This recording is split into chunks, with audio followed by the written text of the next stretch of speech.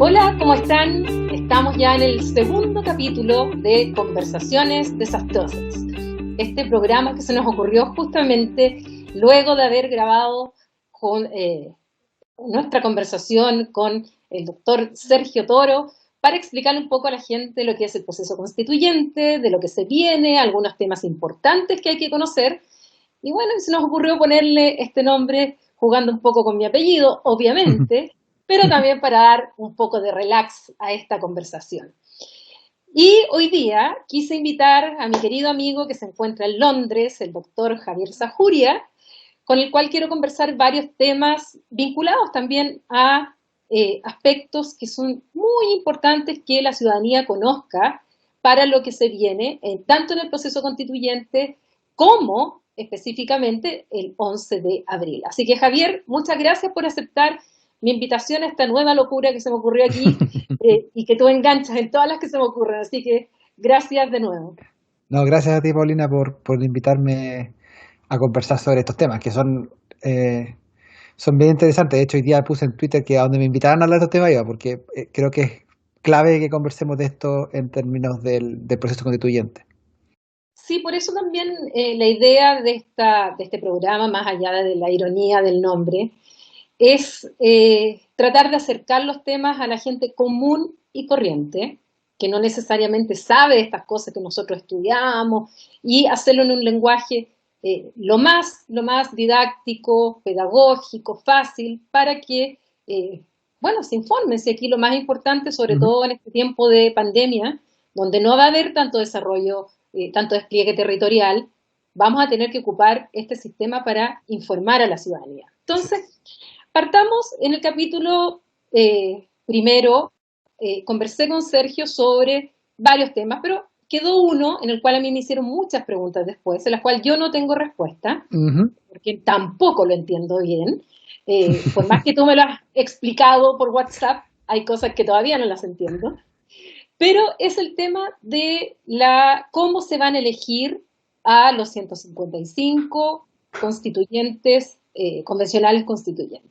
Ujú. ¿De qué manera va a funcionar el sistema? Sergio nos explicó, pero han surgido preguntas sobre todo respecto a la corrección, primero, para que sea paritaria, y en Ujú. segundo lugar, el tema de los escaños reservados, que fue algo que se Sí. aprobó muy recientemente. Entonces, partamos por eso. ¿Cómo vamos a elegir estos 155 convencionales? ¿Cuál es el sistema? Y sobre todo poner el acento en la corrección y los escaños reservados. Ok. A ver, lo importante que hay que partir es que de los 155, como tú planteabas, hay 17 que se van a elegir por escaños reservados, o sea que son personas que pertenecen o se autoidentifican como parte de algún pueblo originario de los que están reconocidos en el proceso. Y cada pueblo perteneciente tiene al menos un cupo y por lo tanto esos tienen un sistema que es distinto para elegirse, que igual hay corrección de paridad, pero que en el fondo opera con una regla distinta. Ahora, ¿cómo opera para los otros 100, a ver, ayúdame, 145, 138 eh, escaños que quedan abiertos al sistema? Se eligen en distritos que tienen entre 3 y creo que no quedan distritos de 8. Históricamente siempre hay distritos de 8, pero como se le fueron sacando cupos para los escaños reservados, creo que el distrito más grande tiene 7. Este es el Entonces, caso, por ejemplo, acá del Biobío. Nosotros exactamente. teníamos 8 y quedamos con 7 más un escaño reservado.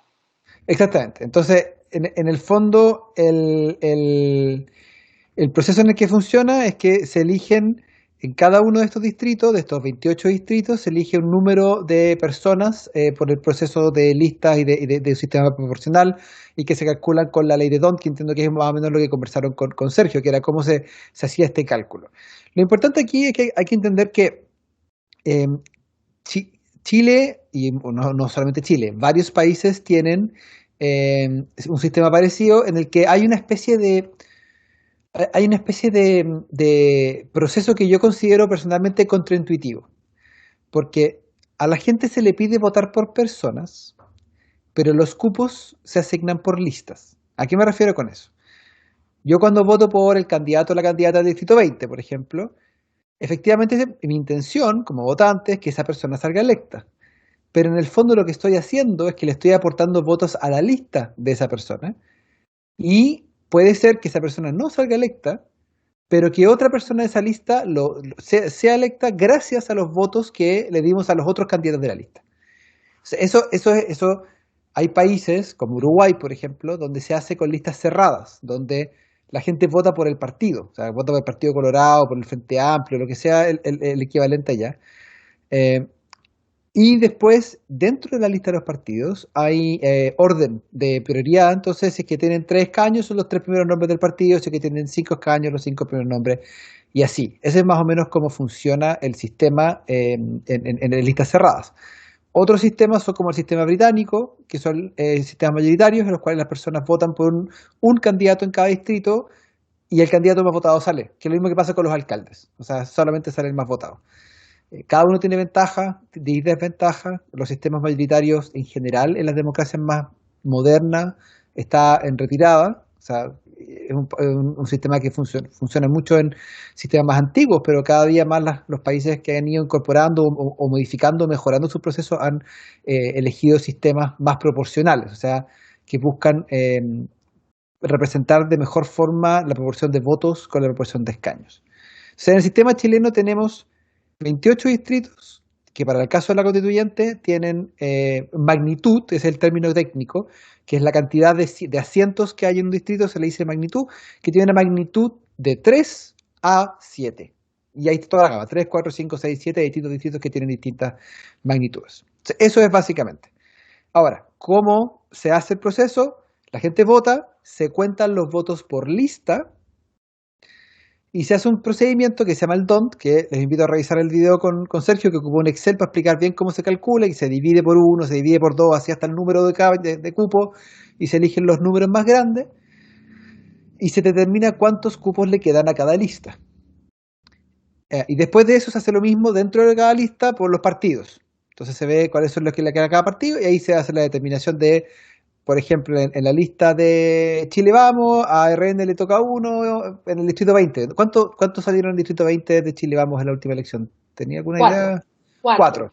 Ok. Hay 4 diputados y 4 diputados de Chile Vamos y 4 diputados de la oposición.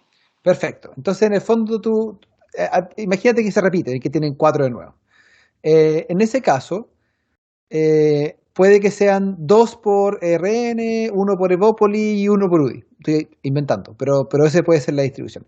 Entonces después uno va dentro de la lista, mira cuáles son los candidatos inscritos en cada partido y busca las primeras mayorías para cada uno de esos partidos. Entonces, el más votado del UDI, el más votado de RN y el segundo, porque son 2, y el más votado de Evópoli. Si estuviéramos en la parlamentaria, esas 4 personas salen electas. Como no estamos en la parlamentaria, ahora opera la corrección por paridad.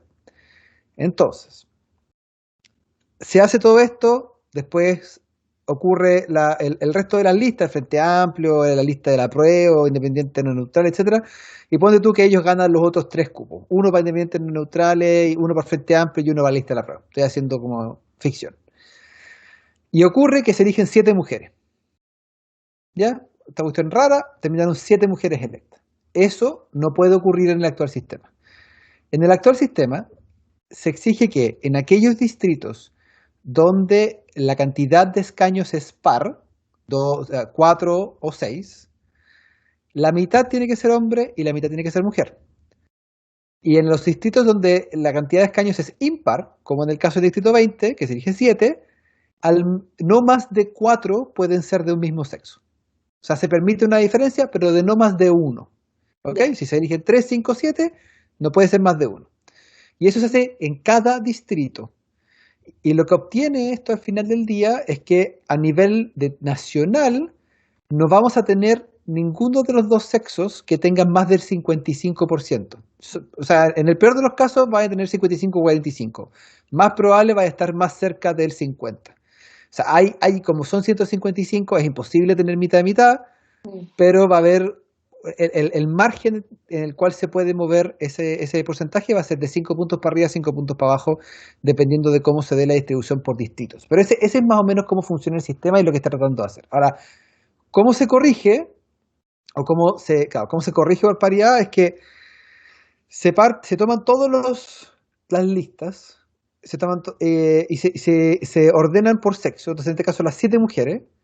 Entonces, tú sabes que de las 7 mujeres, las 3 menos votadas van a tener que salir. Y se reemplazan por el hombre más votado de cada lista. Y así uno lo hace en todos los distritos. Entonces, en el fondo, por ejemplo, si es que las 3 menos votadas son las 3 de Chile Vamos, porque sale primero alguien arriba y después quedan las últimas 3, esas 3 mujeres menos votadas van a tener que ser reemplazadas por los siguientes hombres en su lista que correspondan que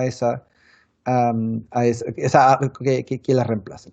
Lo mismo va a ocurrir al revés, si que hubieran sido más mujeres que hombres, o sea, más hombres que mujeres, hubiera tenido que salir un hombre y entrar, y se parte siempre reemplazando desde el menos votado hacia arriba. Si son candidaturas independientes, los independientes se les pidió tener un suplente. Y esa persona entraría en el caso en que tendría que operar la paridad. Pero eso es más o menos cómo funciona a grandes rasgos. Eso es súper importante porque viendo el distrito 20, justamente yo te decía que tenemos 8 diputados, o sea, 7 diputados y una diputada. Sí. Entonces eso ya no va a poder pasar justamente por esta decisión de la convención que sea paritaria. O sea, si bien estamos tomando el mismo sistema que la Cámara de Diputados y Diputadas con la reforma, entonces ya no se va a poder repetir, cosa que la gente sepa, lo que actualmente pasa en el Biobío, en el cual el Distrito 20, en que tenemos a 7 diputados y solo una diputada. Sí. Javier, pasando ya a otro tema, ya habiendo aclarado esto. Nos quedamos un poco con los escaños reservados, son 17. ¿Qué pasa con eso? ¿Cómo se eligen? Sí. Son 7 cupos para el pueblo mapuche, 2 para el pueblo aymara, uno para cada uno de los siguientes pueblos que son Diaguita, Coya, Atacameño, Quecha, Yagán, Cahuéscar, Chango y Rapa Nui. ¿Ya? Todos los grupos, son 10. ¿Cómo funciona esto? Bueno, en estricto rigor no hay listas, sino que los candidatos se presentan de forma independiente y se hace por orden de votación. En el caso ahí está el caso de los mapuches, probablemente es más interesante porque son 7 cupos, entonces en el fondo ahí va a operar la paridad de nuevo, entonces va a salir, si por ejemplo los 7 primeros candidatos que salen son hombres, los últimos 3 van a tener que dejar a su paso a las 3 primeras mujeres del pueblo que están representados. En el caso de los Aymara, como son 2, va a salir electo un hombre y una mujer. Y después lo que se va a hacer es que se va a tomar cada uno de los otros pueblos y se va a hacer como en el total de los pueblos originarios, de los escaños en el fondo, se va a ver cuántos hombres y cuántas mujeres hay. Y cada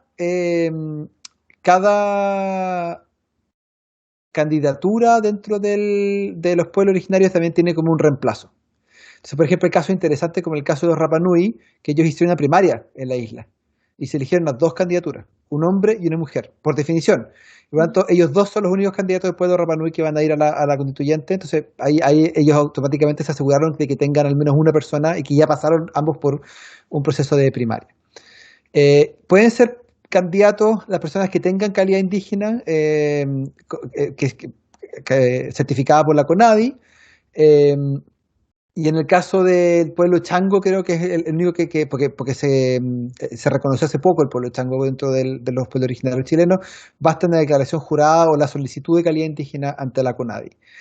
Y además, ahí en el caso de los pueblos mapuche en Mara de Aguita se requieren que haya un patrocinio de comunidades que están registradas ante la CONADI, de 3 comunidades o 5 asociaciones. No tengo muy clara la distinción entre comunidades y asociaciones, así que me disculpen los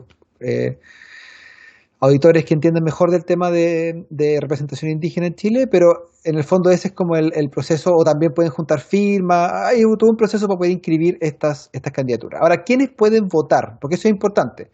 Para los otros 138 escaños votamos todos, quienes no tenemos, en mi caso no tengo ningún tipo de identificación con algún pueblo originario chileno. Si una persona ya sea está en el registro del CERVEL que se construyó para este padrón indígena con el Registro Nacional de Calidades Indígenas que maneja el CERVEL, Hay una nómina de apellidos mapuche también que se ocuparon para construir esta nómina. Está a través de la beca indígena. Hay un registro especial indígena para los consejeros, para la elección de consejeros indígenas de la CONADI. Hay un registro de comunidad. O sea, hay una serie de bases de datos en el Estado que el CERVEL tuvo que usar para construir este padrón indígena. Y además de eso, las personas pueden autoidentificarse usando una declaración jurada a través del CERVEL y o con un certificado de calidad indígena de CONADI hasta 80 días antes de la elección de abril. O sea, les queda un poco para poder hacer, hasta febrero. No, mentira, les queda un poco para poder Ah, alcanzar a hacer este proceso. Entonces, si es que la persona, y esas personas no es que tengan dos votos, o sea, no es que voten por un cupo de los 138 y después otro cupo en el por indígena, ellos tienen que elegir. Al momento de ir a votar, ellos eligen si quieren votar por un cupo de pueblo originario o votan por el padrón completo de su distrito correspondiente a la elección de los otros 138 miembros de la convención. Eso es más o menos cómo funciona el proceso. dijiste algo al pasar, y aprovecho de A ver. preguntarlo también porque a lo mejor algunas personas no saben. Tú dices, si yo fuera a votar, tú estás en Londres, ¿tú puedes votar Ah, para buena esta pregunta. convencional? Solo si viajo a Chile. Ya. A ver, eso es importante, ni siquiera. Vamos atrás. Las personas, los chilenos y chilenas que estamos en el extranjero, no tenemos participación en esta elección. Y la razón principal por la que no tenemos participación en esta elección, uno es porque los parlamentarios no quisieron, porque hubo proyectos que se tramitaron y no los votaron con suficiente quórum. Pero lo más importante es que como el sistema está hecho en base al sistema parlamentario, los que estamos en el extranjero no tenemos voto en las elecciones parlamentarias. Y eso es porque el sistema chileno otorga representación territorial. Entonces, los parlamentarios representan territorios, ya sea un distrito o una circunscripción, que en el caso actual son regiones. Entonces, los senadores representan a la región, los diputados y diputadas representan a los distritos.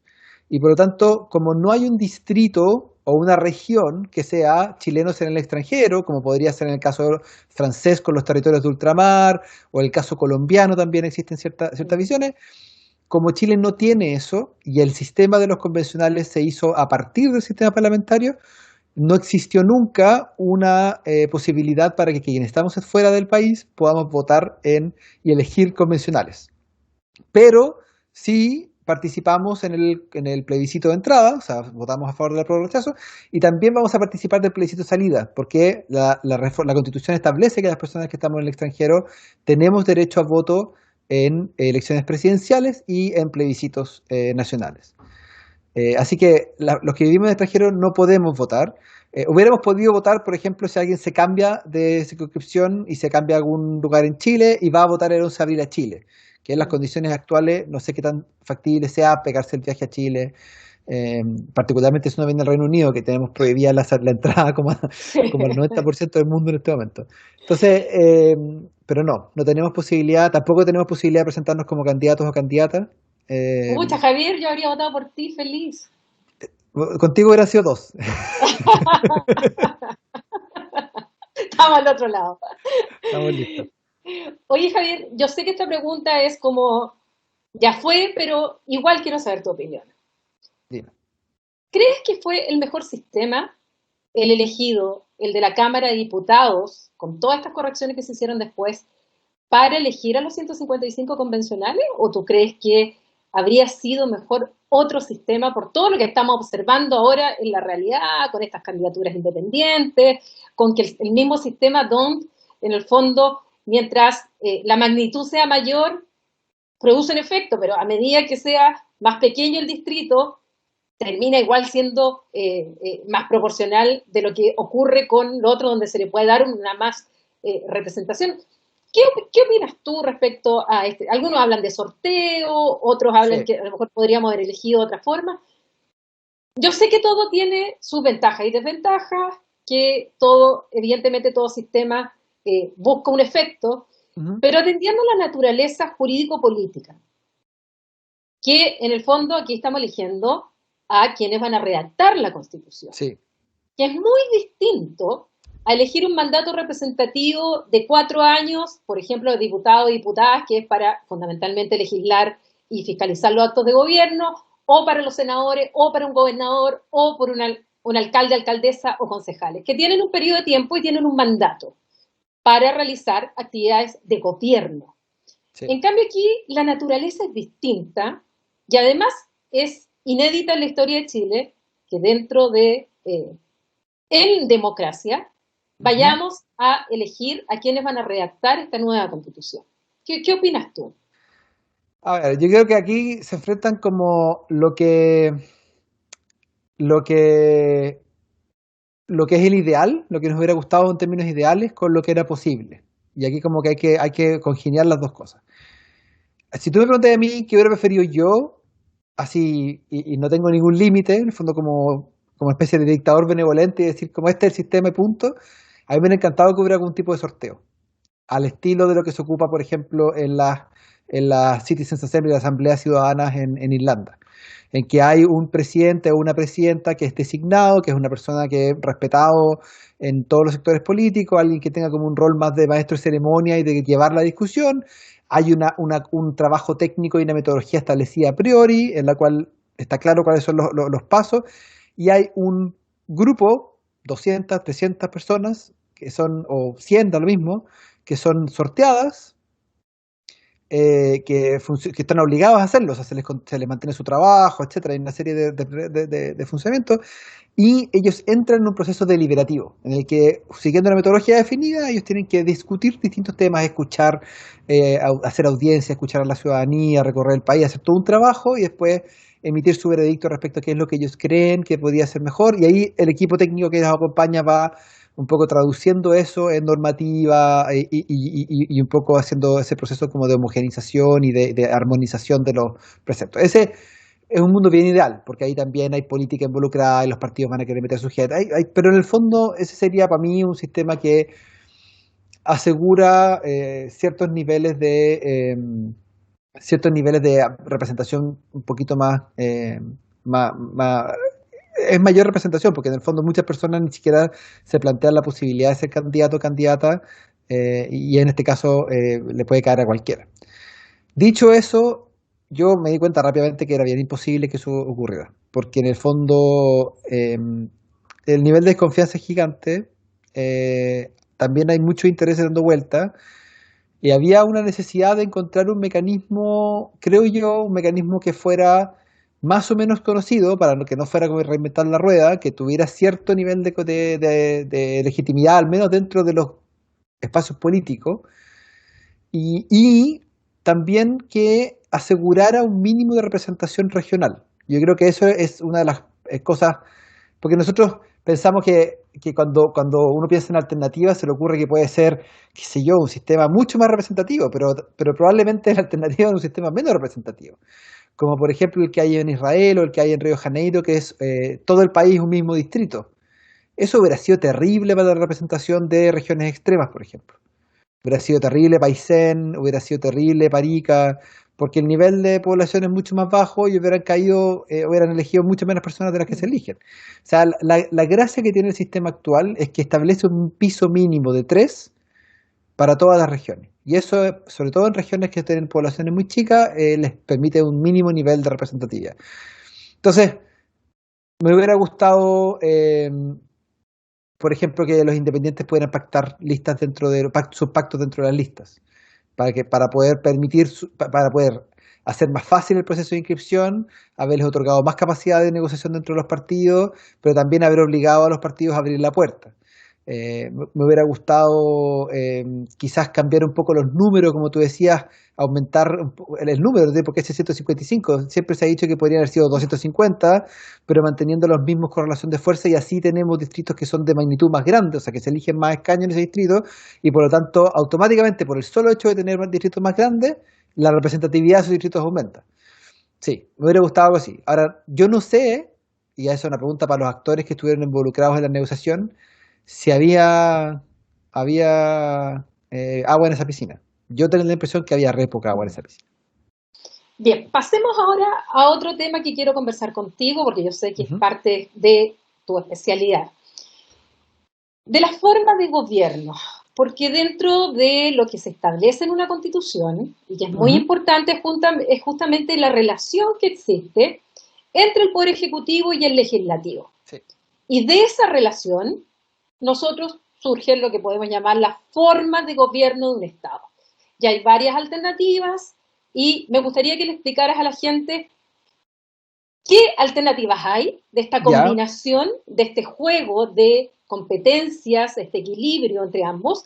¿Cuál es Ujú. el que tenemos nosotros? ¿Y qué le modificarías tú si fueras constituyente y tuvieras que llevar ideas a la constituyente? A ver,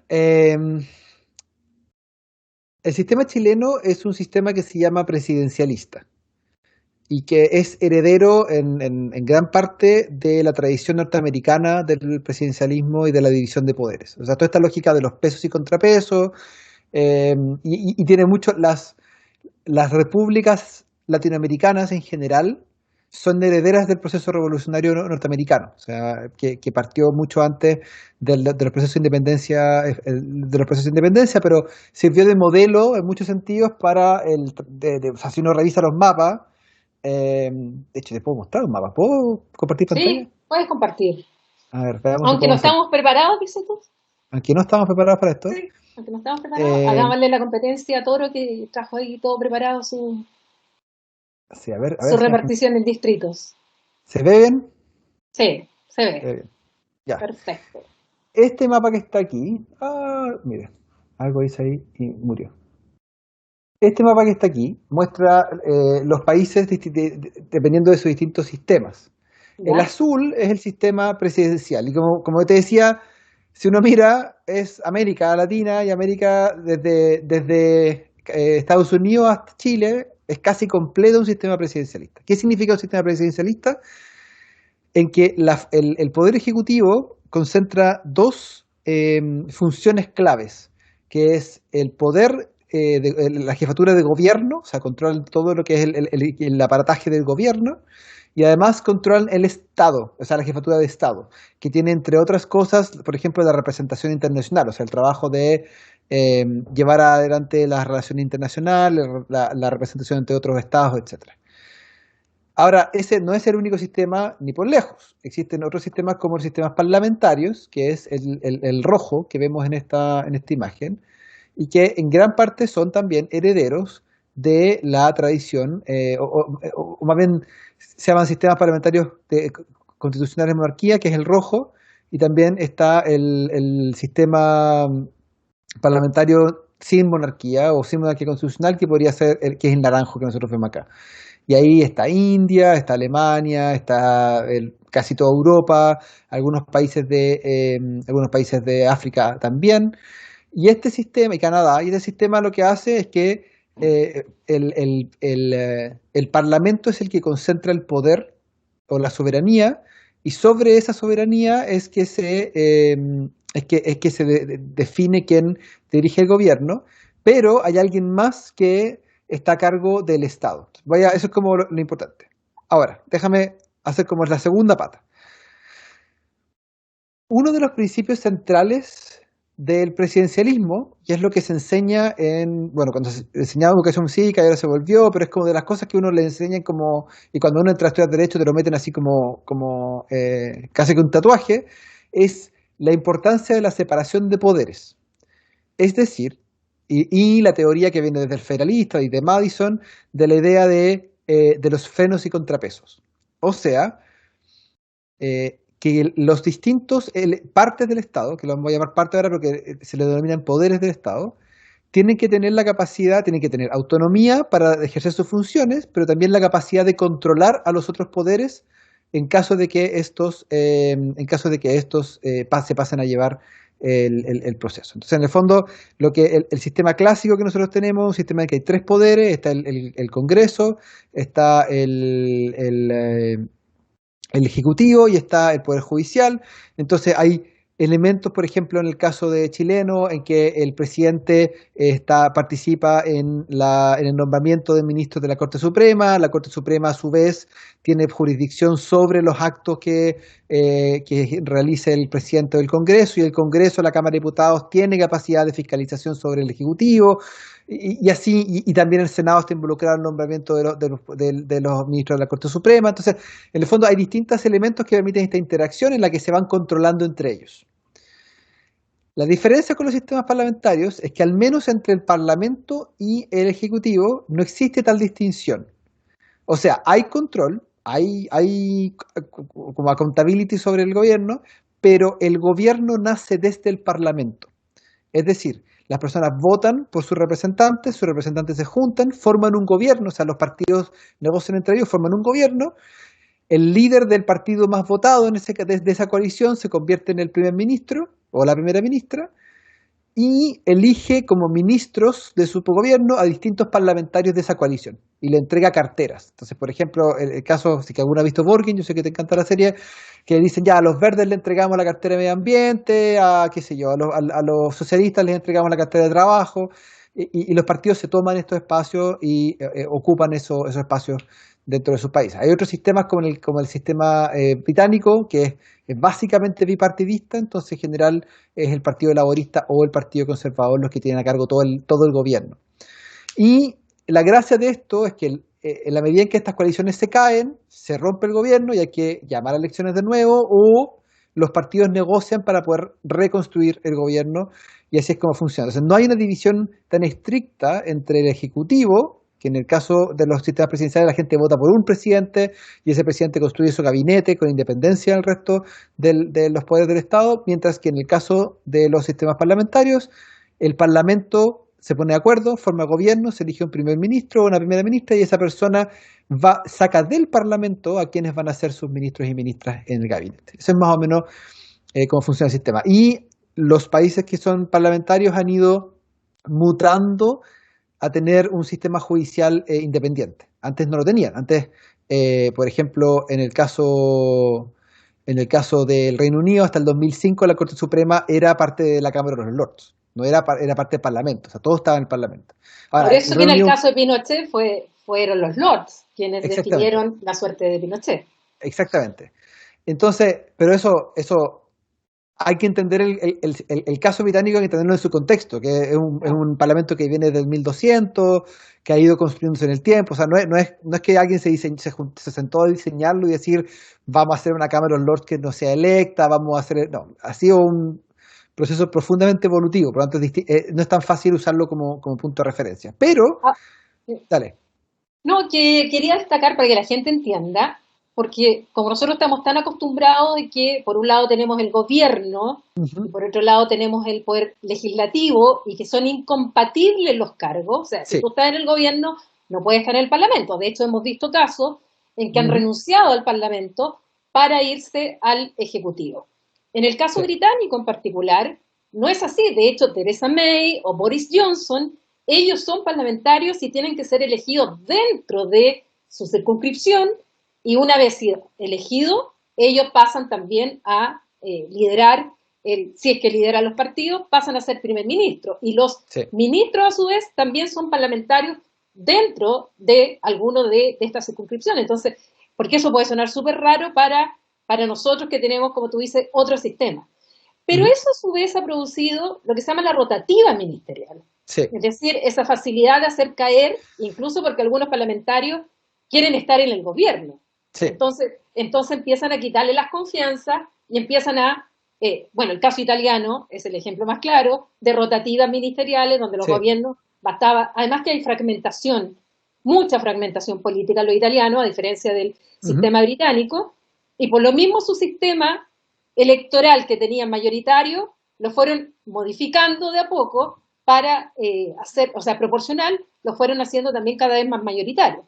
Sí. Entonces, también surgen modificaciones dentro de otros parlamentarismos, como el italiano o es el alemán, donde tratan de introducirle también modificaciones para que no vayan ocurriendo esto que es la rotativa ministerial y la caída tan seguida de gobierno. Sí. Ahora, lo importante también es que cuando conversamos de todos estos temas, cuando hablamos del sistema electoral, del sistema de gobierno, del sistema de partidos políticos, que no lo hemos tocado tanto, tendemos a hacer como hacemos los que trabajamos en método cuantitativo, que es como mantener todo constante y cambiamos este pedacito aquí al lado. Claro. Pero la verdad es que el sistema funciona de manera interrelacionada. Entonces, cuando, por ejemplo, tú me decís... finalmente.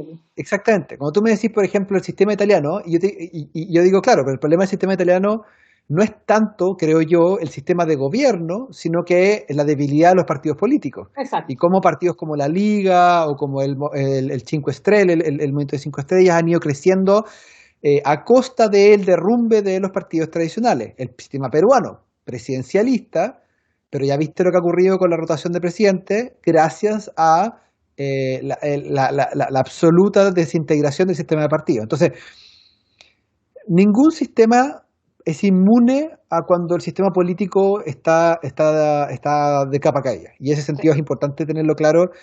Hay sistemas que permiten más o menos algunas cosas. El sistema chileno del bicameral, o sea, del binominal, sirvió durante mucho tiempo para forzar dos coaliciones y evitar el desmembramiento de ciertas facciones, pero también aisló y sacó del poder a mucha gente y alienó a mucha gente al punto que llegamos al 2019, donde muchos de esos espacios, o sea, muchas de esas personas no sentían que había espacio dentro del proceso político. Entonces, todos los sistemas tienen riesgo. Ahora, dentro de esos, o sea, entre el sistema presidencial, que es el que tenemos en Chile, con variaciones y que hay en toda América y en Estados Unidos, y el sistema parlamentario, que es el que predomina en Europa, que ha predominado en los países, en muchos de los países que fueron colonias británicas o colonias europeas, que también está en Australia, que está en Nueva Zelanda, existen lo que se llaman los sistemas semipresidencialistas, que es una familia. El sistema italiano hasta 1995 era más o menos como eso. La Quinta República Francesa también se considera eso. La República de Weimar, alemana, está dentro de esos procesos. Eh, Rusia. y Rusia es el más grande. Haití, Egipto, Mongolia, Túnez. Estoy pensando así como África, hay harto. Mauritania, Mozambique, el Congo, si no me aquí puedo estar empezando con el Congo, tengo la impresión que sí, que también funciona así. ¿Y qué característica tienen ellos que lo diferencian entonces del presidencialismo por un lado y del Sí, parlamentarismo por el otro? se parece, a ver, ¿qué es lo que tiene de interesante? O sea, ¿qué es lo que tiene como parecido al sistema parlamentario? Es que las funciones de jefe de Estado, de jefe de gobierno están separadas. O sea, existe un ejecutivo doble. En el caso británico es la reina por un lado y el primer ministro por otro. En el caso alemán hay un presidente y la canciller, que es la primera ministra en estricto rigor, que ocupan esos espacios. En Canadá es la reina de Reino Unido, que también es la reina de Canadá, y Justin Trudeau, que es el primer ministro. O sea, la función de Estado es simbólica, que tiene que ver también con las relaciones internacionales y tiene que ver con el espacio, como la representación del país en el mundo, la cumple una persona, y la función de manejar el gobierno la hace otra. Francia. Emmanuel Macron es el presidente de Francia y tiene la función, y es un presidente muy activo, y en Francia en particular presidentes son muy activos, pero tiene un primer ministro, y el que gobierna en el día a día es el primer ministro. O sea, Macron habla de los grandes lineamientos, pero el que se lleva el trabajo sucio en el fondo es un primer ministro que, dependiendo del tipo de semipresidencialismo, tiene o no tiene que contar. En el caso francés, por ejemplo, el presidente elige al primer ministro y elige su gabinete, eh, pero el Parlamento no los puede remover por un voto de no confianza. O sea, el presidente tiene libertad para elegir su gabinete como un sistema presidencialista, pero en cualquier momento se lo pueden votar. Y es más fácil de lo que es en Chile con el tema de las acusaciones constitucionales, que es un verdadero juicio político. No, aquí es como un sistema mucho más fácil para poder votar, pero no se vota el gobierno completo, sino que el presidente sigue porque está electo y tiene que nombrar a alguien de nuevo, o sea, tiene que volver a generar un nuevo gabinete de confianza. Que un poco lo que le pasó en Perú a Vizcarra, que entre todas estas nominaciones al final terminaron votando a él. Pero en el fondo ese es como y a veces en algunos sistemas el presidente, una vez que ha sido, por ejemplo, en algunos sistemas se exige que el presidente tenga que pedir aprobación para nombrar su gabinete. Esto tampoco es raro en los sistemas presidenciales. Estados Unidos, por ejemplo, hay muchos ministerios que el presidente necesita que el Senado se los apruebe. O sea, el canciller, el embajador de Chile. Chile no tiene embajador, no tiene embajador de Estados Unidos porque el Congreso no ha querido, nunca quiso aprobar la persona que fue elegida por Donald Trump para ese cargo. Hay una serie de cargos, incluso en sistemas presidenciales, en los cuales el Congreso requiere aprobación. En el caso de los sistemas presidencialistas, lo mismo. O sea, hay países en los cuales el presidente dice: yo quiero que Juanito Pérez sea el primer ministro, y tiene que ir al Congreso, y el Congreso tiene que aprobar a Juanito Pérez como el primer ministro. Y también hay variaciones, hay países donde si el presidente ya no le cae bien Juanito Pérez, no puede llegar y sacarlo, a menos que el Congreso se lo saque. Y si el Congreso no quiere sacárselo, entonces el presidente puede decir, ¿sabéis qué? Ya, se disuelve el Congreso, llevamos elecciones y partimos todo eso. Entonces, ese es como un poco, es un punto intermedio entre un espacio donde el Parlamento es el que concentra todo el poder y por otro lado el presidente es el que concentra todo el poder. Ahora algunos acá plantean que un modelo para Chile, que es Ujú. hiperpresidencialista, porque el Ejecutivo tiene más atribuciones que el Congreso. Sí, Siempre me acuerdo cuando en un examen yo pregunté, cuando enseñaba esto a un alumno, ¿quién tiene más poder desde el punto de vista jurídico? Lo preguntaba yo. claro. ¿La presidenta Bachelet en ese tiempo o Obama? Y me dice, Obama, ¿cómo? ¿Cómo? Yo le digo, no, la presidenta Bachelet. Sí, claro. Entonces me mira así como, yo le digo, sí, porque hay muchas cosas que el presidente de los Estados Unidos no puede hacer y que nuestro presidente incluso en algunas tiene iniciativa exclusiva. Sí, claro. ¿Cómo podemos explicarle a la gente que nosotros tenemos un sistema Ujú. hiperpresidencialista o de presidencialismo reforzado? Mira, un ejemplo súper interesante, dos ejemplos. Un ejemplo bien interesante es el caso de los presupuestos. Si alguien sigue la política norteamericana, se habrá acordado que durante toda la presidencia de Barack Obama y algunos momentos de la presidencia de Donald Trump, se hablaba esto de que iba a haber un shutdown, que el Estado federal se iba a pagar porque no había plata para pagar los sueldos. No había plata para pagarle sueldo a los carteros, no había plata para pagarle sueldo al FBI, no había plata para pagarle sueldo a nadie porque no se aprobaba el presupuesto. Y los presupuestos en Estados Unidos muchas veces son por 6 meses, o sea, son procesos súper acotados. Entonces, eh, el presidente llegó a un momento en que no lograba que el Congreso le pasara y pasó. En Obama hubo 2 o 3 días una vez que básicamente no hubo plata y muchas funciones del gobierno federal tuvieron que parar por Creo esos que dos o con tres días. Clinton también ocurrió lo Con mismo Clinton en algún también. momento. Sí. Entonces, en el fondo ocurre eso que el Estado federal tiene que parar porque, eh, porque no hay plata. Eso en Chile se resolvió de una forma bien cruenta en 1891 con la Guerra Civil, en la que terminó suicidado el presidente Balmaceda. Si bien los problemas de la Guerra Civil del 91 son mucho más profundos que un problema de una ley de presupuesto, el último eslabón de esta cadena ocurrió cuando el Congreso, en ese entonces, hizo lo mismo que habían hecho los congresistas norteamericanos en su momento en los gobiernos de Clinton y Obama, que fue negarle la aprobación al presupuesto al presidente Balmaceda. ¿Qué ocurrió en ese entonces? No existía ninguna norma que dijera qué hacer en esos casos. Y en Chile el presupuesto siempre se ha discutido una vez al año. Entonces el presidente Balmaceda dijo, ¿saben qué? Me da lo mismo, yo voy a ocupar la misma ley de presupuesto que se ocupó para el 1891 en 1892. O sea, para ahorrarme el problema, voy a simplemente aplicar los mismos gastos y las mismas partidas presupuestarias que ocupé este año, las voy a ocupar el próximo año. Y eso obviamente no estaba contemplado con la Constitución y fue usado por las facciones contrarias a Balmaceda para incitar la guerra y bueno, esa es la historia. ¿Cuál fue la resolución post-Balmaceda de este problema?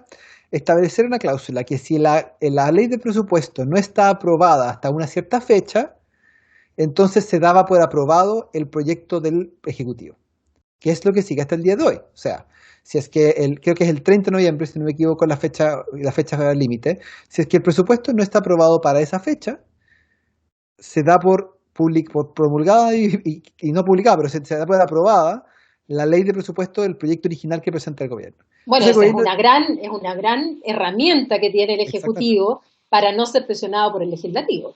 Exactamente. Entonces, cuando nosotros vemos que acercándose al final de noviembre, los parlamentarios empiezan a pasar toda la noche en el Congreso y aparecen con los sacos de dormir en la sala y todo eso, es porque en el fondo saben que están contra el tiempo, que si no logran un acuerdo sobre ciertas materias que ellos consideran esenciales, el Ejecutivo va a tener automáticamente el derecho a promulgar la ley de presupuestos que ellos presentaron originalmente, o sea, después de todo el proceso de negociación. Otro ejemplo tiene que ver con las agendas parlamentarias. La agenda de cuándo se discuten proyectos o no se discuten proyectos en Chile está entregado al Ejecutivo. El Ejecutivo tiene una herramienta que se llama las urgencias parlamentarias y que básicamente lo que dice es que le establece plazos a distintas leyes en cuándo tienen que discutirse. Al hacer eso, automáticamente pasan por encima de todos los proyectos que tengan los parlamentarios. Ahora, esa es una facultad presidencial que hoy día está en entredicho. Y está en entredicho particularmente con el caso del CPTPP, del Pacto Progresivo y, ¿cómo es? Progresivo de Transpacífico, de la Sí. Asociación Transpacífica, etcétera. ¿Por qué? Porque el gobierno quiere ratificar este tratado que fue aprobado y firmado durante el gobierno de Bachelet por Heraldo Muñoz, más que nada fue el encargado de negociarlo, y lo tenía guardado desde el estallido social, porque había pasado a la Cámara de Diputados, estaba listo para llegar al Senado, lo había tenido guardado y como saben que ahora viene el proceso constituyente y que el proceso constituyente está amarrado por los tratados internacionales, por ahí eso es un tema debatible, yo he visto algunos profesores de Derecho Constitucional debatiendo ese tema, pero podríamos decir que hay una provisión bien explícita al respecto. Y debatiéndolo con los internacionalistas también. Estaban También, metidos ahí es cierto, en la discusión. hay todo un tema ahí con respecto a la discusión. Pero lo importante es que en el fondo lo que hizo el gobierno fue decir, ¿saben qué? Necesitamos aprobar esto y ratificarlo lo antes posible, así que le vamos a poner discusión inmediata, y significa que tiene que ser aprobado y discutido en 3 días. Entonces, lo que tiene que hacer ahí el presidente de la sala, la presidenta de la sala del Senado, es ponerlo en tabla, porque tiene prioridad por sobre todos los otros proyectos que no tienen urgencia. ¿Qué hizo la presidenta del Senado? No lo puso en tabla. Y no lo va a poner en tabla esta semana, probablemente no lo va a poner en tabla la próxima semana, y ahí entramos en semana regional, y entramos en feriado legislativo, y no va a estar en tabla hasta marzo. Ese es un tema complicado, porque en el fondo algunas personas podrían decir que se está atribuyendo una función, que eso está establecido en el artículo 6 de la Constitución, se está atribuyendo funciones que no le competen, y ahí puede haber todo un lío que no sé si el gobierno quiera tragarse ese problema, pero en el fondo, en tiempos normales, con un Congreso respetuoso del espíritu y letra de la Constitución, probablemente esto no hubiera ocurrido y hubiera terminado siendo discutido en sala porque es parte de las prerrogativas del presidente. Esa prerrogativa, con ese nivel de fuerza, no la tiene el presidente de Estados Unidos, por ejemplo. Claro, efectivamente. ¿Y qué modificaciones tú les harías? Bueno, entrando también, yo te decía que algunos plantean el sistema Sí, semipresidencial. Bueno, hay otros que hablan de semiparlamentario, sí, dependiendo cómo hay, lo quieras mirar. Pero es semi, es una mezcla entre el parlamentario y el hay espacio entre medio. presidencial. Claro. En el caso francés, que algunos miran con mucho interés, resulta que el caso francés tiene también un inconveniente, que puede darse la cohabitación política. Exactamente. Porque si el presidente es elegido en las urnas y por lo tanto es con voto popular. Pero luego viene, inmediatamente después, la elección de la Asamblea Nacional Francesa y que depende de esa mayoría cómo se va a formar gobierno. Exactamente. Normalmente, cuando gana el presidente, la presidencial, después gana, Sí, arrastra ese triunfo a la Asamblea Nacional y por lo tanto, el gobierno que surge es del mismo color político del presidente. sí. ¿Ya? ¿Qué es lo que pasa ahora con Emmanuel Macron y primero con Edouard Philippe, que fue su primer ministro, después lo cambió por otro ministro que no me acuerdo cómo se llama? Ya. Pero resulta que en la historia francesa también se ha dado la cohabitación política, es decir, Sí, claro. quien ganó la presidencial no sacó la mayoría después Ujú. en la Cámara, en la Asamblea. Por lo tanto, el gobierno que surge es de color político distinto al del presidente. Sí, Y ahí donde se da esto, que el jefe de Estado presidente, surgido por mandato popular, tiene un color político, y el primer ministro, también surgido por mandato popular, porque fue elegido por las urnas y que tiene la mayoría en la Asamblea, tiene otro color político. mm, Y eso ha traído problemas también en el sistema sí, francés. Entonces, cuando algunos plantean el sistema francés, tienen que saber que existe ese riesgo de cohabitación política. sí. Cohabitación política que yo veo que se podría dar, ¿sabes dónde? Entre ¿Dónde? los gobernadores con los delegados presidenciales. Capaz que a De nivel todas maneras, regional tengamos cohabitación política. de todas maneras. Entonces, ante todas esas ventajas, desventajas que tienen los sistemas de gobierno, que como tú bien dices, finalmente las formas de gobierno están unidos también al sistema, porque está el sistema de partido, el régimen Ujú. electoral, una serie de cosas. ¿Tú qué modificaciones le harías a la constitución chilena actual? No la modificación. En esta nueva constitución, Ujú.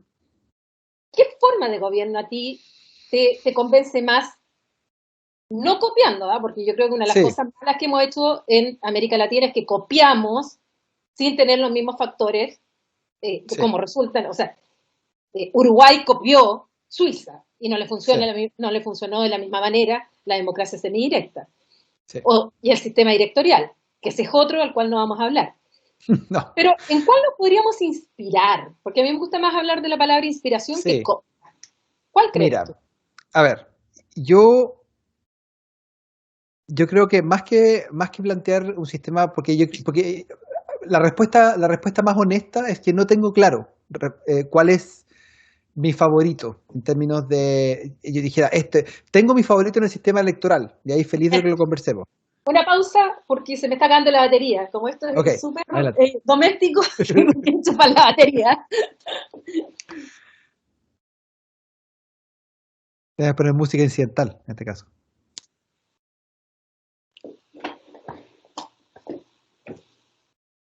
Si es literal que las conversaciones son desastrosas, ¿eh? Ya estamos. Dale. Ya. Yo tengo mi favorito en el sistema electoral, y eso lo podemos conversar después. En el sistema de gobierno tengo mis dudas. Tengo mis dudas probablemente porque no he revisado con tanta acuciosidad los pros y los contras. Pero déjame plantearte algunos principios que yo creo que para mí son importantes y que probablemente van a informar para dónde va la micro en mis ideas. Lo primero que me parece importante es que uno de los problemas que tenemos en los sistemas, en el mundo hoy día, en las democracias occidentales en general y sin duda en el caso chileno, es sistemas que generan muchas limitaciones a la toma de decisión democrática.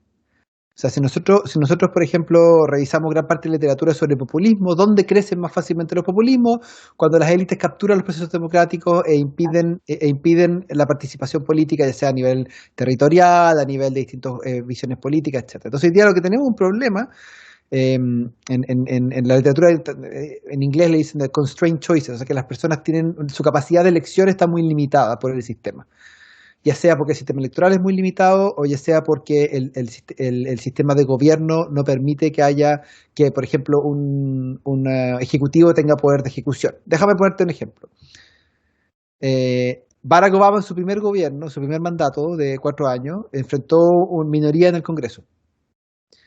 Y eso genera un fenómeno, que es el fenómeno que le pasa hoy día a Sebastián Piñera, que se llama gridlock, que es básicamente que no pueden avanzar su agenda. El Obamacare se demoró un montón y tuvo que hacer 1 millón de concesiones y una serie de promesas de campaña con los que él había ganado de manera rotunda, no las pudo llevar adelante porque el Congreso le puso cortapisas a ese. El Partido Republicano le paró muchas cosas. Y eso genera muchísima frustración. Entonces, en algunos casos, en la menor de los casos, esa frustración lleva a acción política. O sea, personas que se movilizan para, qué sé yo, ir a las elecciones parlamentarias y ganar las elecciones parlamentarias. En la mayoría de los casos genera alienación. La gente dice, ¿sabéis qué más? Esta cuestión no sirve para nada, no estoy ni con la política, todos los políticos son corruptos y se acabó esta cuestión.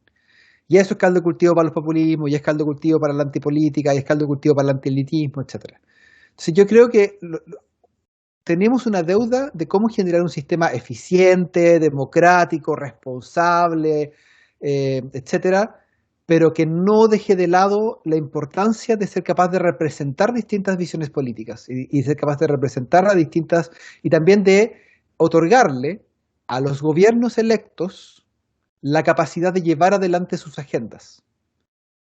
O sea, que en el fondo, si es que un gobierno ha sido electo o si es que un gobierno ha asumido con una agenda, que no haya una cortapisa innecesaria a llevar adelante esa agenda. Ahora, sí tiene que haber limitaciones, por supuesto, que si un gobierno fascista entra al poder, bueno, eso tiene que pararse de alguna manera, si es que esa agenda conlleva la disminución de derechos fundamentales, por supuesto que tiene que haber cortapisa, pero estamos hablando de otros elementos, la forma en que se entrega la educación, políticas públicas, políticas sociales, yo creo que ahí hay espacio de trabajo. Entonces, en ese sentido, mi impresión es que los sistemas presidenciales insistentemente, y los sistemas semipresidenciales en los casos de cohabitación, como tú planteas, generan estas cortapisas en las cuales los gobiernos no pueden llevar adelante sus agendas. O más que el gobierno, representantes electos, las personas que votaron. Imagínate si Macron no hubiera ganado con el MASH en su momento la asamblea y hubiera tenido, qué sé yo, una mayoría del Partido Socialista. Bueno, Macron no hubiera podido llevar adelante esa agenda.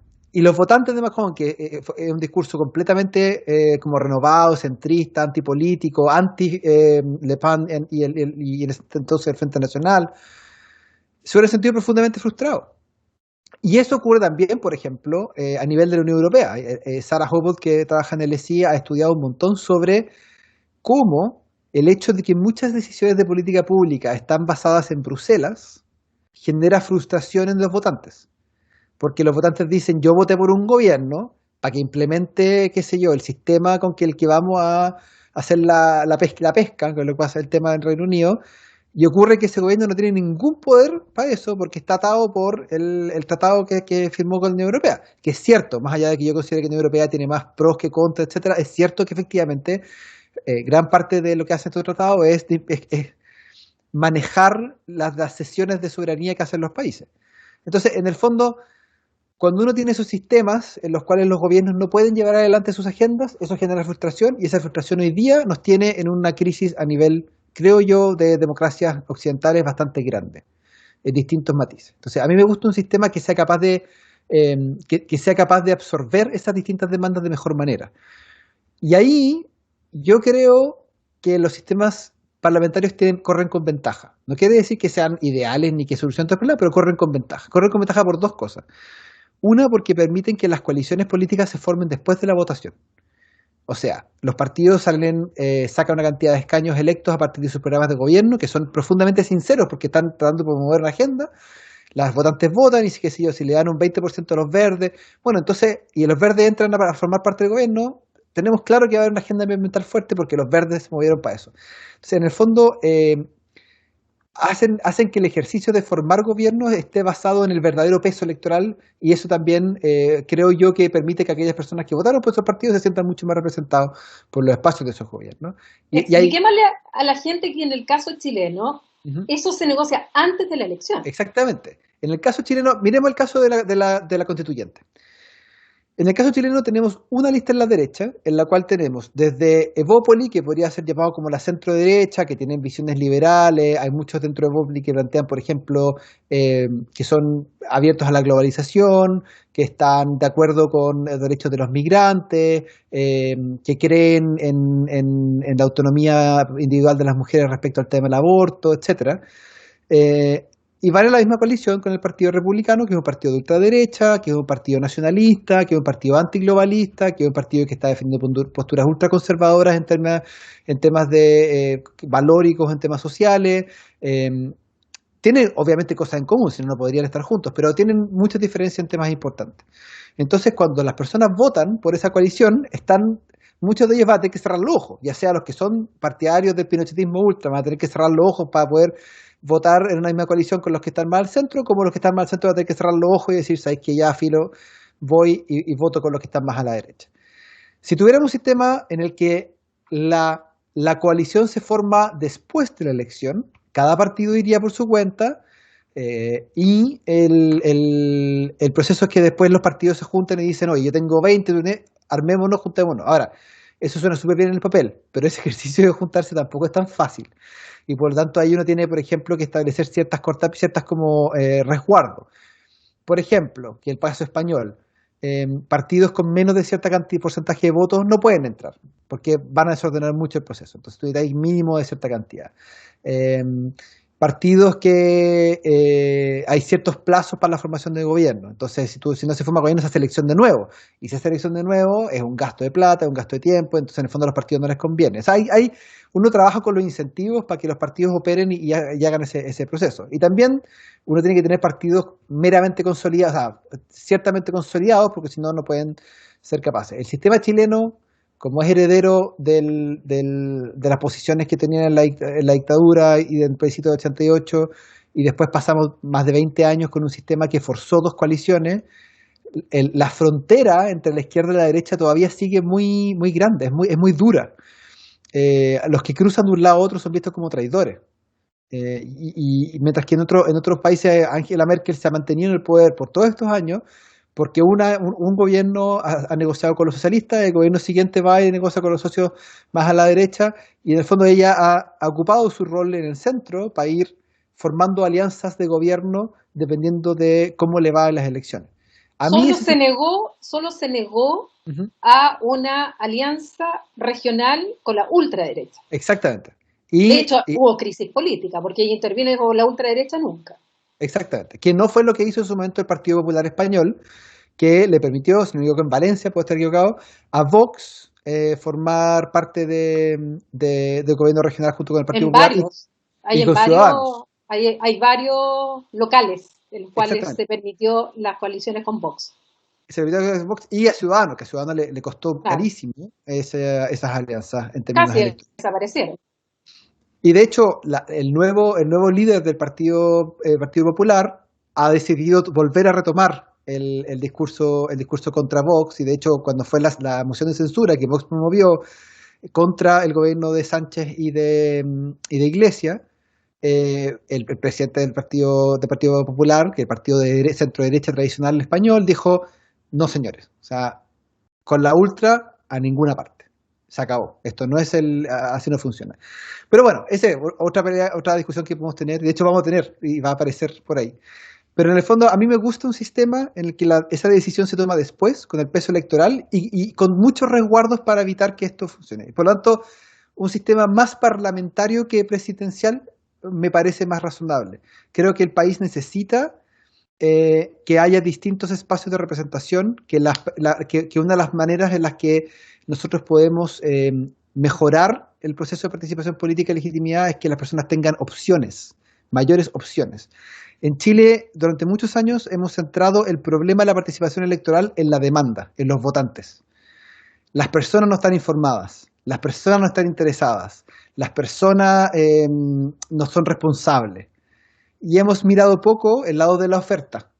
Los partidos no han hecho mucho para acercarse a la ciudadanía y ejercer el proceso de representación. Yo creo que en Chile tenemos un problema de oferta, no tanto un problema de demanda. Y si a alguien le queda duda, que mire las marchas del 25 de octubre. Bueno, Javier, te quiero agradecer. Llevamos una hora conversando de Chuta. muchos temas. Buenísimo. Yo te agradezco de nuevo la claridad y el poder también ir acercando estos temas a la ciudadanía, porque esa es la idea, yo te decía, de este programa y de este esfuerzo de grabar no son cápsulas, yo hablaba de cápsulas, que son harto más largos que unas cápsulas, así que lo hicimos derechamente un programa. Así, te agradezco porque siempre tu mirada y desde fuera y además desde tu especialidad, la ciencia política, nos aporta mucho. Así es que No, muchas feliz. gracias y seguiremos ahí con otras ideas dando vueltas Ya, pues. y haciendo cosas. Éxito Muchas con este programa. Chao, Javier. Gracias. Chao, chao.